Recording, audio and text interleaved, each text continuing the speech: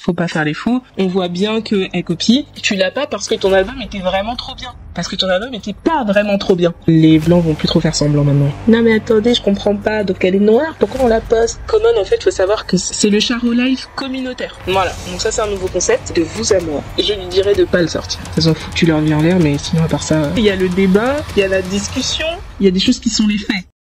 Hello les gens, asseyez-vous, on va parler. Il s'est passé beaucoup de choses durant mon absence et on va pas parler de tout. Par contre, j'ai bien envie de me poser, alors ce qu'on va faire, c'est que je vais scroller sur un de mes comptes Insta préférés, Fashion Bone Daily, et on critique tout ce qui passe. C'est bon ou pas?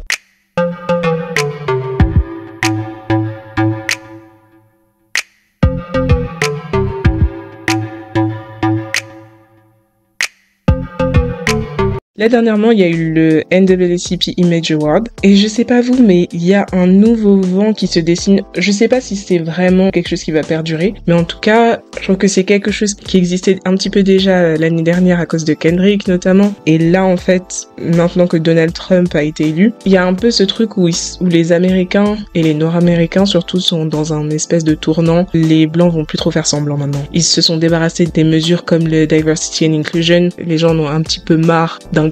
Ils en ont un petit peu marre de tout ça, que ce soit les Noirs ou que ce soit les autres communautés, les LGBT ou quel que ce soit, les gens en ont marre d'inclure tout le monde, donc va falloir s'inclure soi-même.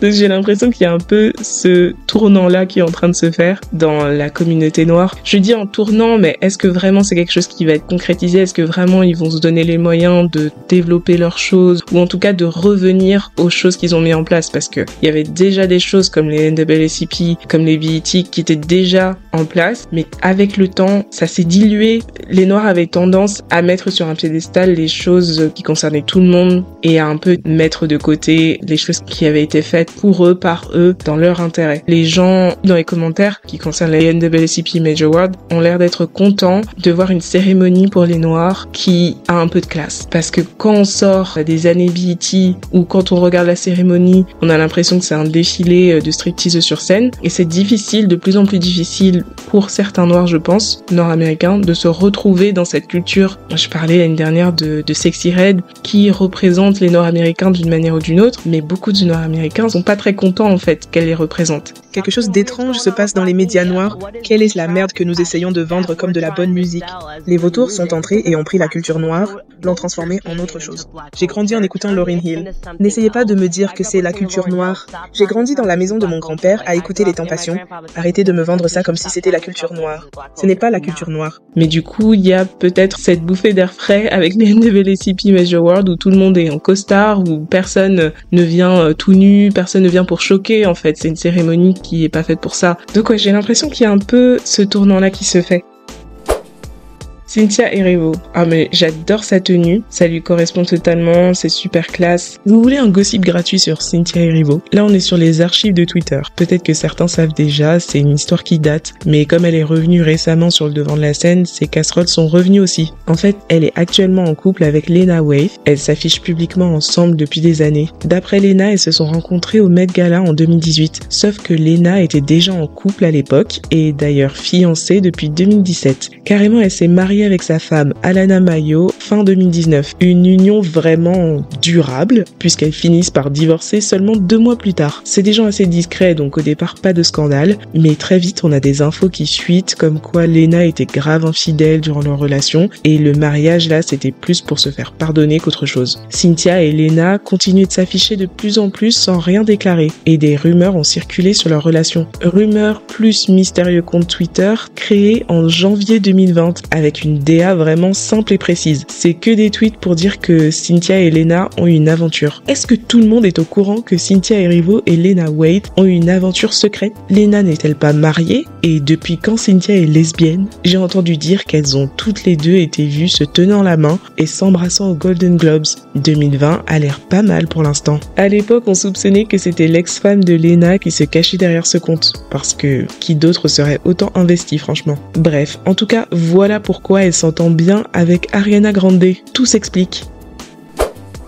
Elle est Belly. Bah écoutez, elle est magnifique, hein. Elle et sa sœur, elles sont toujours belles. Elles ont foutu leur vie en l'air, mais sinon à part ça... Franchement, je vous dis honnêtement, j'espère qu'elle va se remettre en couple avec DDG. Parce qu'en vérité, pourquoi pas. J'ai l'impression qu'ils se sont séparés finalement parce qu'elle traversait une mauvaise passe en vérité. Elle a dit qu'elle était en postpartum, qu'elle se sentait pas bien, ou qu'elle traversait une période difficile, et j'ai l'impression que c'est un peu pour ça qu'ils se sont séparés. Malgré que DDG se comporte comme un fou furieux et qu'il dit n'importe quoi sur les réseaux, il a quand même aussi dit qu'il se remettrait pas en couple, à moins que ce soit avec Ali, qu'il la considérait toujours comme sa famille, et ils se côtoient régulièrement parce qu'ils ont leurs gosses, et pas que quoi. Donc moi j'ai l'impression que se sont séparés pas pour quelque chose. Après je sais pas, hein, évidemment on n'en sait rien. Vous vous rendez compte que si en plus elle était princesse Disney, elle a foutu en l'air cette opportunité pour être avec un gars, pour qu'il se sépare 1 an après, le gamin il a à peine 1 an, vous vous séparez, c'est chaud. Donc c'est pour ça que je lui souhaite pas de se séparer en plus de DDG quoi. Donc tout ça, ça aura rimé à quoi? À rien. Et puis Chloé, elle... Non mais laisse tomber. Elle est là-bas en train de manger du foufou nigérian. Non mais ça m'étonne que Burna Boy il soit pas sur le tapis rouge avec elle. Puisqu'ils sont en mission faire croire que notre couple est réel. Chloé vraiment, j'ai l'impression que quand elle fait ces trucs là, elle croit qu'on la voit pas. Elle se moque de nous en plein jour. Elle vient dans notre face comme ça et dit « Salut, je suis en couple avec Burna Boy ». Le couple Chloé et Burna Boy, c'était vraiment la solidification de ma conclusion ultime sur Chloé, que c'est vraiment une cloud chasseuse. Elle n'a pas de carrière, elle a énormément de talent. Elle n'a pas l'appui suffisant de son label, de sa maison de disques, parce qu'elle avait témoigné de ça. Son label ne finançait pas assez ses projets. Croyez-moi, je jouerais si je pouvais. Le problème, c'est que les performances demandent de l'argent, donc ce n'est pas gratuit de faire des performances. Il faut qu'on approuve un budget et tout ça. Donc si je pouvais, je jouerais partout. Elle a envie de faire des choses, mais j'ai l'impression que son label ne met aucun argent dans elle. Et ce qui est normal aussi, puisque chaque fois qu'elle sort un CD ou chaque fois qu'elle sort un album, elle vend que dalle. Elle a envie de sortir ses projets, mais personne veut les financer, et du coup elle est tellement désespérée que elle essaie de faire le buzz à tort et à travers. Elle va se frapper la techa en direct pour qu'on la regarde, elle va essayer de sortir avec Gunna, elle fait tout ce qu'elle peut, et là maintenant elle sort avec Burna Boy. En fait c'est un couple, à chaque fois qu'ils font un truc, je sais pas comment ça se fait. Ils font les choses les plus basiques, comme on est au restaurant, on sort d'une voiture, on s'assoit à table, on est autour de la piscine, il faut sortir le téléphone pour se filmer. Comment ça se retrouve sur les réseaux, ce genre de choses? Si c'est pas du cloud chasing, comment on retrouve ce genre de truc sur les réseaux? On est au restaurant entre amis, et c'est pas filmé de l'autre bout de la pièce, dans un coin de je sais pas quoi, pas cadré, ceci, cela, en mode comme si ça a été filmé à l'improviste par un fan ou un paparazzi du Nigeria. C'est littéralement cadré, lumière, gros plan, souriez, c'est la caméra. Donc non, vous êtes en train de faire un documentaire. Et maintenant, pourquoi vous faites ça? Chloé, clairement c'est du cloud chasing. Burna Boy, je me dis que c'est aussi un peu du cloud chasing pour nous qui sommes ici. Burna Boy, c'est une immense star. Toutes nos stars africaines, en vérité, mis à part peut-être Tems, c'est des grandes stars partout, en Afrique, en dehors de l'Afrique, mais le marché américain, il est un peu différent. Et elles ont parfois beaucoup du mal à intégrer ce marché-là. Et donc, sortir avec quelqu'un comme Chloé, ne serait-ce que déjà de base, sortir avec une américaine, ce serait bon pour lui. Ça fait du buzz, machin. Comme Central C avait essayé de faire avec Ice Spice. Vous voyez ou pas? Côté Europe, Central C, c'est une plus grosse star que Ice Spice. Clairement. Moi, j'ai l'impression que c'est ce qui se passe avec Burna Boy. Il se dit que Chloé, elle est plutôt fraîche. C'est une petite starlette des États-Unis. Donc, la stratégie de sortir avec une américaine, moi, je suis pas contre. Mais c'est juste que l'américaine en question, elle va rien lui apporter. Chloé, elle ouvre les portes à personne, en fait. Elle habite dans un 2 pièces à Los Angeles. Sa penderie, elle fait 1 mètre sur 1 mètre. C'est vraiment, il y a méprise sur la personne. Doechii en couverture de magazine. La nouvelle star montante du rap. Elle qui a gagné le meilleur album rap aux Grammys historiques, puisque elle rejoint Lauryn Hill et Cardi B comme les seules femmes à avoir gagné dans cette catégorie. C'est le label TDE qui gagne en ce moment, avec SZA, Doechii et même Kendrick d'une certaine manière, même s'il fait plus partie du label. Je suis peut-être parano, mais faut qu'elle fasse attention. En fait, maintenant, on commence à comprendre que Jay-Z a toujours tenté de signer une rappeuse. Il a tenté avec Nicki Minaj, il a signé Megan. Doja Cat a été intense chez Roc Nation aussi, mais il est un peu passé à côté de son talent. Bref, si vous remarquez à chaque fois qu'il y a une nouvelle rappeuse comme ça, elle fait un feat avec Beyoncé. Le premier succès de ce genre, c'était la double collab avec Nicki Minaj. Et à l'époque, j'étais jeune et naïve, je pensais juste que Beyoncé voulait trop chanter avec Nicki à cause de son talent. Mais en fait, quelqu'un l'avait menacée en coulisses. Parce que maintenant, on sait que c'est à cette époque, avec Tidal et tout ça, que Jay-Z avait tenté de se rapprocher de Nicki, et possiblement voulait même la faire quitter Young Money pour qu'elle vienne chez Roc Nation. Le feat avec Beyoncé, c'est la poudre aux yeux, l'appât qu'il balance à ses rappeuses pour les séduire. C'est la stratégie de Jay-Z en fait. J'ai réalisé ça l'année dernière. C'est ainsi que Megan fait le remix de Savage avec Beyoncé, dans le même temps où elle quitte son label.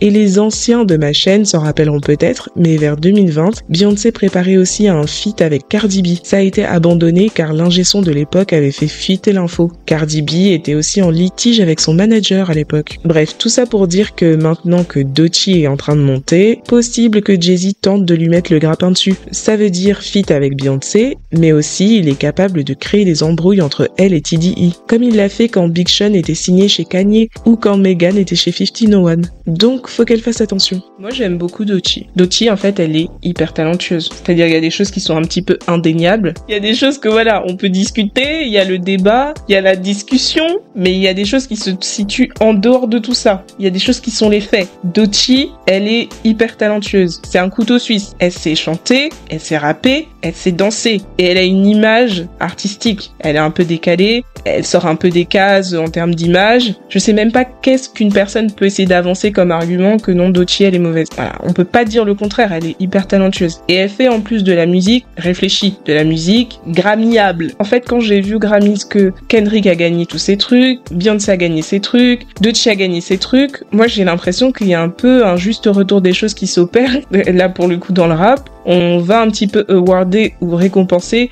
des gens qui le méritent vraiment. Et du coup, moi, j'avais un peu espoir avec ce qui s'est passé au Grammys, avec Kendrick qui fait son Super Bowl, que du coup, le rap redevienne un peu plus lyrique, devienne un peu plus réfléchi, qu'on essaye un peu de sortir de la era strippeuse, rappeuse, là, qu'on sorte un peu de tout ça, on est fatigué de tout ça. Et Doechii, c'est un petit peu mon espoir sur ce thème-là. Il y en a des strippeuses rappeuses qui sont pas trop mal, mais en fait, j'aimerais bien qu'on sorte de cette era, tout simplement. Et j'ai l'impression, j'ai l'espoir que Doechii sera un petit peu le messie sur ce topic-là. Donc en ça, je l'aime bien.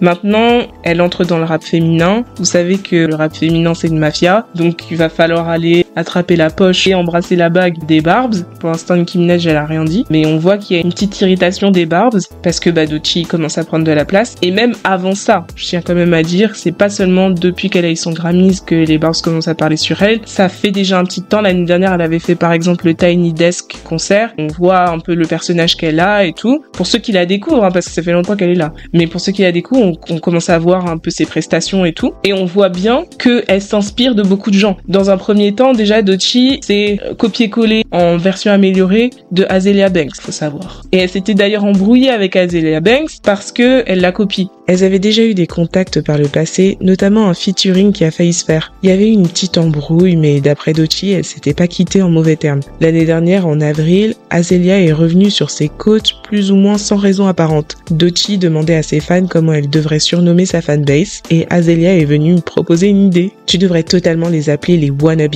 l'air de dire que Doechii et ses fans sont des copieurs. Doechii répond: la première fois que tu t'en es prise à moi, j'ai laissé couler par respect pour mes aînés. C'est pas de ma faute si toi tu vends du savon intime et moi je vends des disques platine. Laisse-moi tranquille s'il te plaît. Azealia Banks qui laisse tranquille quelqu'un, ça existe pas. Du coup, elle l'a enchaîné. Tu veux dire que TDE a payé des streaming farms pour faire un single de platine que personne ne connaît, pour essayer d'exagérer un semblant d'importance ou de nécessité à l'industrie de la musique. Ils ont clairement pas dépensé un centime de cet argent sur toi. Tu fumes du menthol et tu as les dents jaunes. De plus, c'est ironique que tu mentionnes mon savon de façon aussi homophobique alors que les débiles de ton label sucent des tubs avec des dents en or. Tu devrais aussi savoir que tu es trop dark skin et moche pour que quiconque croie que tu es une victime. Tu es antagoniste par défaut. Doechii a répondu une dernière fois pour finir avec elle. J'utilise ma plateforme pour faire de l'argent et inspirer les gens. Tout le monde autour de moi est inspiré par moi. Je suis une influence positive. Avant, tu étais tellement respecté pour tes talents et ta voix. Maintenant, tu utilises ta plateforme pour gossiper à propos d'artistes noirs et vendre des produits Mary Kay. Tu es insupportable. Ça t'a pris 3 jours ouvrables pour trouver cette réponse. Tout ça pour te rabattre sur du colorisme. C'est pas fatigant d'être le méchant chien pour ces mêmes gays blancs que tu détestes soi-disant? C'est la seule audience qui veut voir 2 femmes noires talentueuses se bagarrer.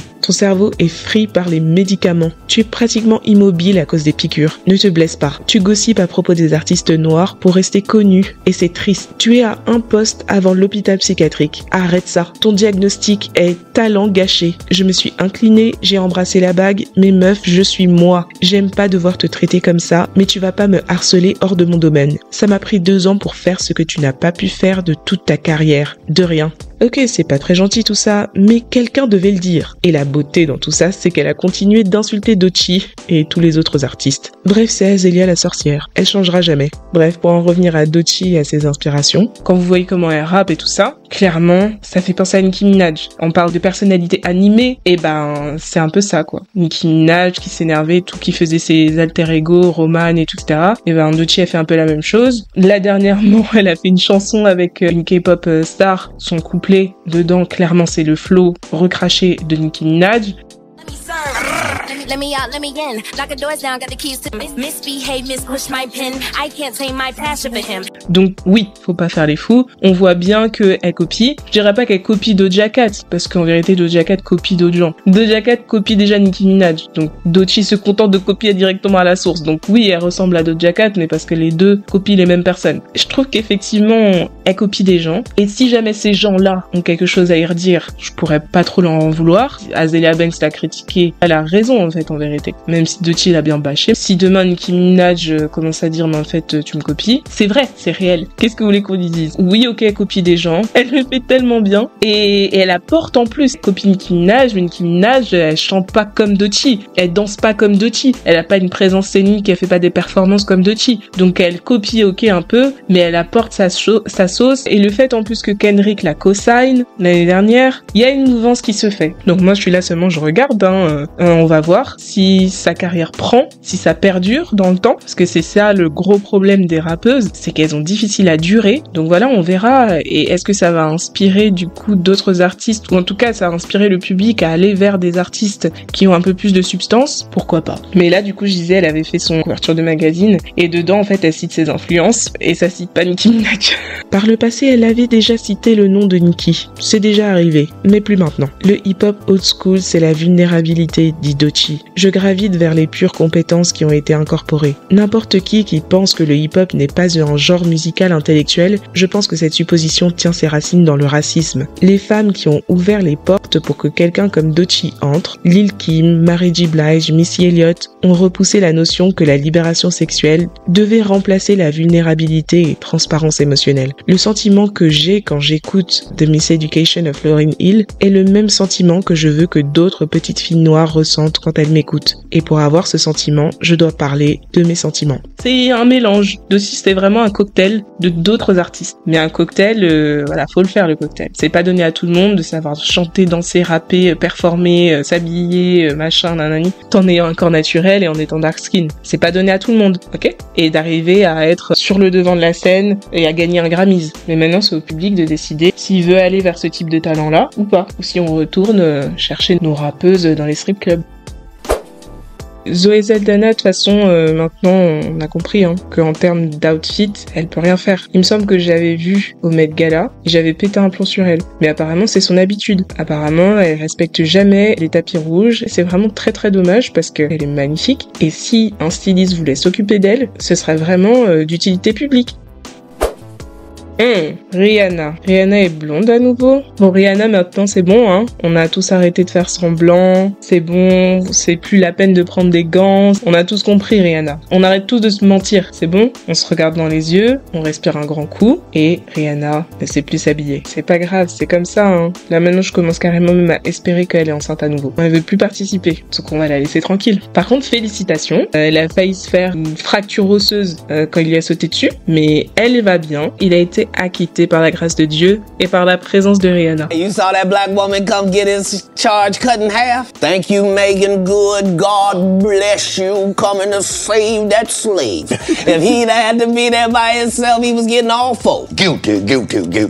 Et le témoignage de la victime principale était pas assez solide. Je pense que ça aurait pu passer dans un procès lambda peut-être, mais dans un procès médiatisé comme ça, avec des avocats payés 1000 € de l'heure, ça veut pas passer. Moi, ce que j'en retiens de ce procès, c'est que, encore une fois, on se retrouve face à quelqu'un qui a évolué dans sa vie. On le compare souvent à Rihanna en le ridiculisant, mais en vérité, de lui-même déjà, c'est un rappeur, il a réussi, il est millionnaire, il fait sa vie. Quelqu'un qui a su dépasser sa condition et qui va presque détruire sa vie à cause de son passé. À chaque fois, en fait, que je vois un cas comme ça me fait repenser à MHD. C'est des dommages, en fait. Moi, j'appelle ça des dommages. T'en es sorti, genre, t'as réussi, t'as craqué le code. Mais il faut toujours garder des liens avec la street qui ont aucun sens, qui te servent à rien. Le gars, là, qui disait, oui, non, mais moi, j'ai rien à voir avec Black Lives Matter, je suis dans les quartiers de Soho, dans la Fashion Week, il se retrouve avec un flingue, à aller menacer quelqu'un dans la rue comme une racaille. Enfin, je sais pas si vous vous rendez compte. T'es le mari de quelqu'un, t'es le père de quelqu'un, et pas de n'importe qui, et tu te retrouves dans la rue à aller menacer quelqu'un avec un flingue. Moi, je trouve que c'est des choses super bizarres. Forcément, nous,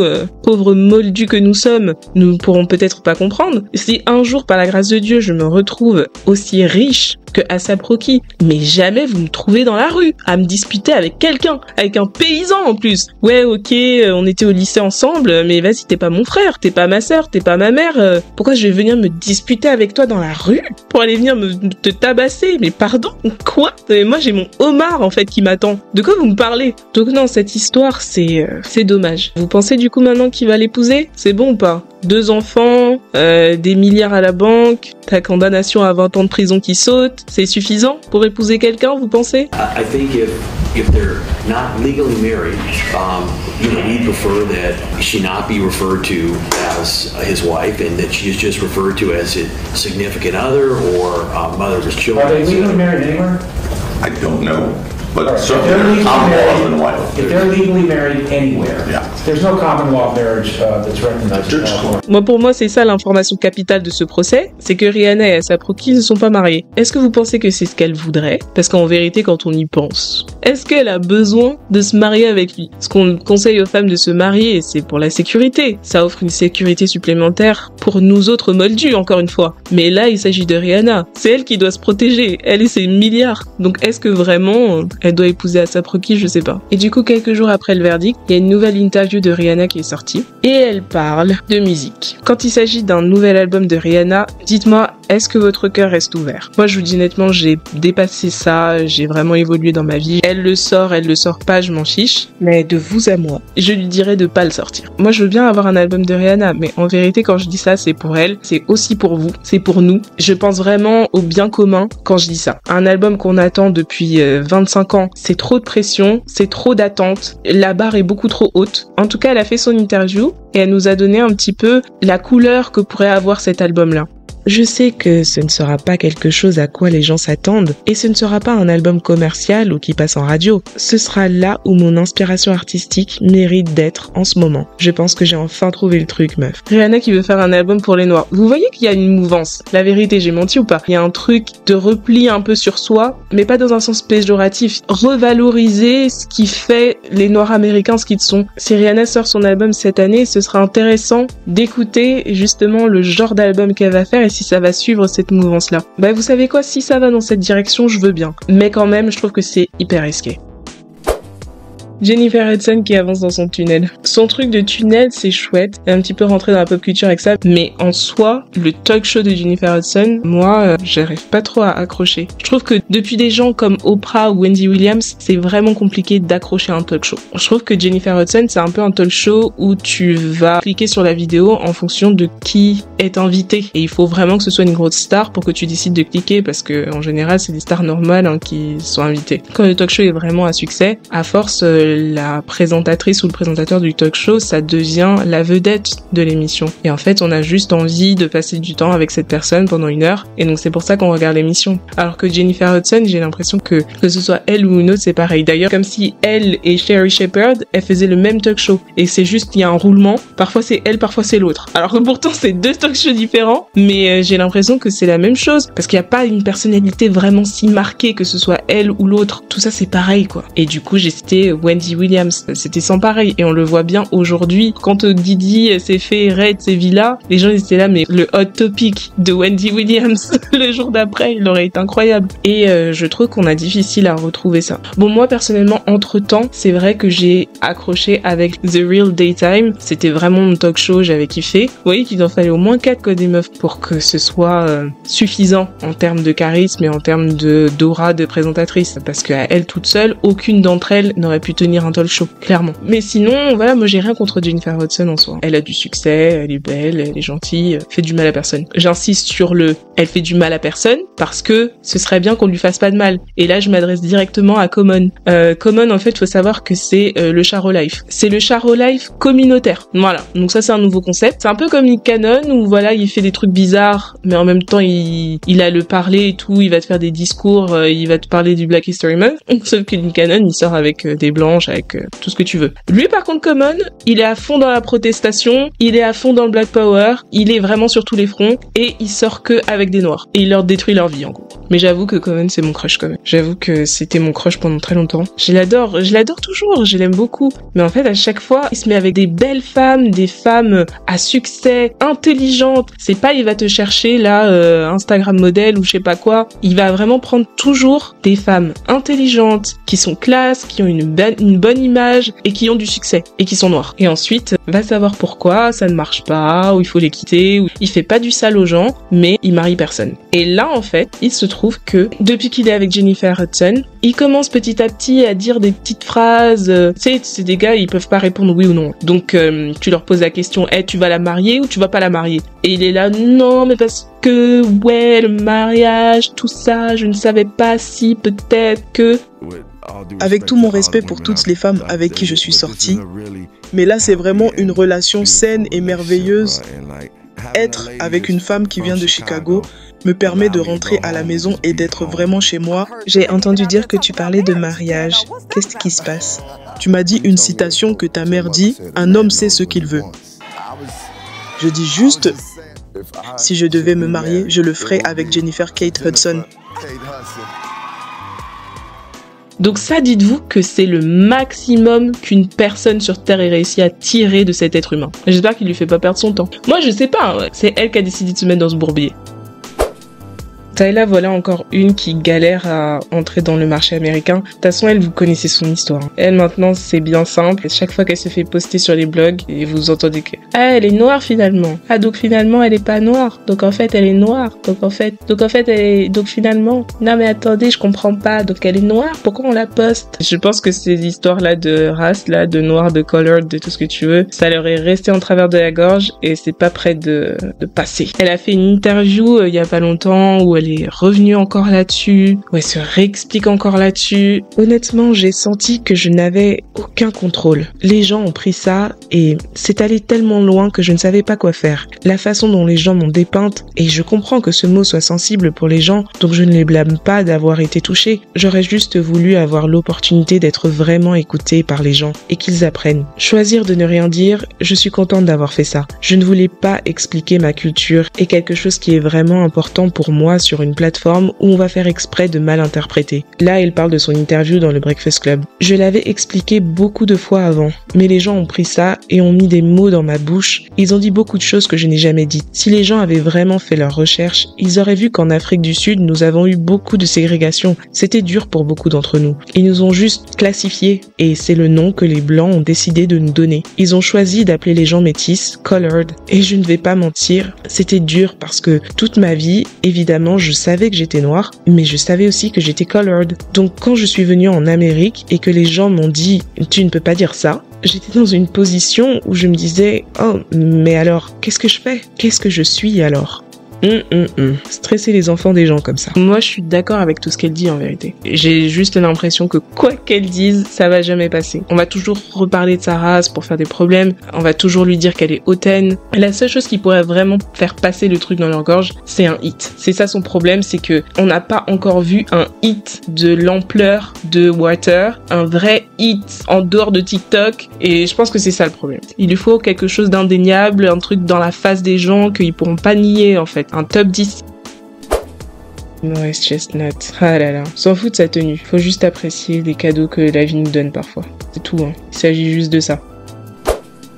Maintenant, regardez cette vidéo de Beyoncé qui nous explique que Secret, sa marque de produits pour les cheveux, sera accessible dans les magasins Ultra. Donc c'est super, ça ne nous concerne pas du tout. On s'en fout. Regardez cette vidéo et osez me dire que ça c'est pas une IA. On dirait que c'est pas Beyoncé. Elle est magnifique hein, comme d'habitude, mais elle a un visage tordu. Pourquoi le visage est suspect comme ça? Mais rigoler. Mais en vérité, c'est possible. De nos jours maintenant, ils pourraient très bien nous mettre des spots publicitaires avec nos stars et en fait c'est des IA. Est-ce qu'elles ont vraiment besoin de se déplacer pour une vidéo comme ça? Alors qu'avec une IA, je te le fais. Franchement. Alors imaginez, quand ils vont justement se rendre compte que c'est possible. On fait un spot publicitaire comme ça, personne n'y vole du feu. Pourquoi est-ce qu'on va déplacer des maquilleurs, des photographes, des nananis? Il y a combien de photos, de photoshoots de Beyoncé sur internet? Balancez ça dans un logiciel, il va vous le remixer, il lui met une robe d'une autre couleur, et c'est bon en fait. Ce n'est plus nécessaire pour nos stars de sortir de chez elles. Pas pour ça en tout cas. Vous croyez qu'elle a que ça à foutre? Elle doit se préparer pour ses tournées de Cowboy Carter. D'ailleurs, elle est en tournée. Oh là là. En fait, cette ère de Cowboy Carter, c'était assez traumatisant. Moi déjà, il faut sachez que j'aime déjà pas trop la musique électro, machin, la house, tout ça. J'aime déjà pas trop ça. Donc rendez-vous compte que moi déjà depuis Renaissance, on m'a déjà abandonné. Donc ok, j'avoue Renaissance, j'ai quand même accroché sur certaines chansons, j'ai quand même un peu accroché. Mais il y en a aucune chanson de Renaissance qui est entrée dans ma playlist. Aucune. Mais j'ai un peu plus adhéré à l'imagerie, les concerts et tout ça. J'ai un peu plus adhéré. Mais j'étais quand même déjà pas là. Et maintenant, ensuite, on enchaîne sur Cowboy Carter. La country, je m'en fous. Mais finalement, certains côtés de la country rejoignent beaucoup la soul. Donc là, sur cet album-là, j'ai téléchargé une ou deux chansons. 16 Carriages,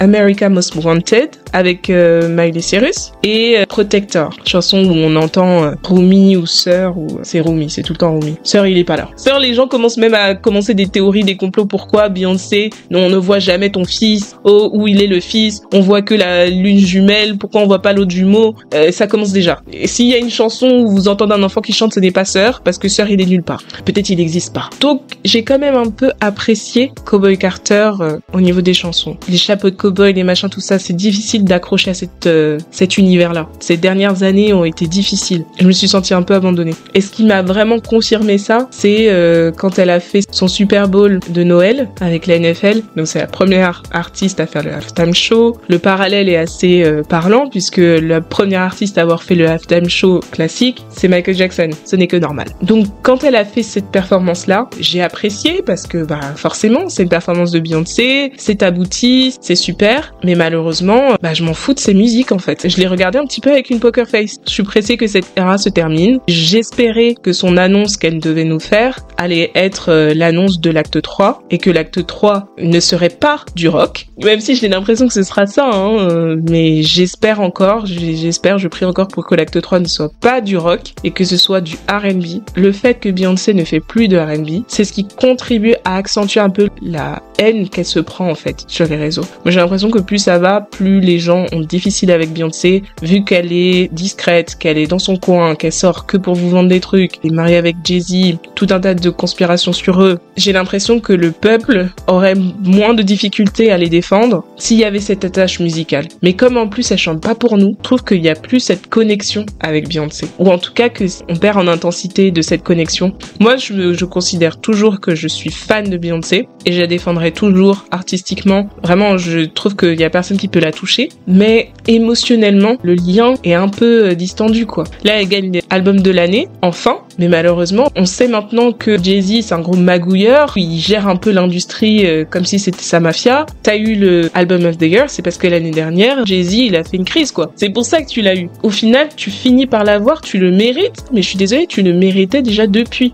Et que tu l'aies aujourd'hui, on le sait tous que tu l'as parce que quelqu'un a tapé du poing sur la table. Tu l'as pas parce que ton album était vraiment trop bien. Parce que ton album était pas vraiment trop bien. S'il y avait un jour où tu devais avoir l'Album of the Year, ça devait être pour Lemonade ou pour le Beyoncé album. Et les gens, et je pense que les gens le savent et le sentent. C'est pour ça que c'est difficile de rester connecté avec Beyoncé. Et c'est pour ça que j'attends la fin de cette ère de Cowboy Carter, qu'on passe à autre chose et que elle va remettre tout le monde d'accord. Et quand je dis tout le monde, je parle de sa communauté. Il y a rien de pire que une noire qui est au sommet comme ça et qui est lynchée par sa propre communauté. C'est vraiment pas beau à voir, ça fait de la peine et c'est pas bien, hein, mais je comprends pourquoi. Dites en commentaire ce que vous pensez de la vidéo. Qu'est-ce que vous pensez de Doechii? C'est un espoir pour le rap féminin? Le couple Chloé-Burna Boy, on y croit? Rihanna a raison de sortir son album? Vous trouvez que les Noirs américains devraient se replier sur eux-mêmes vu le contexte politique? Allez, on se parle en commentaire.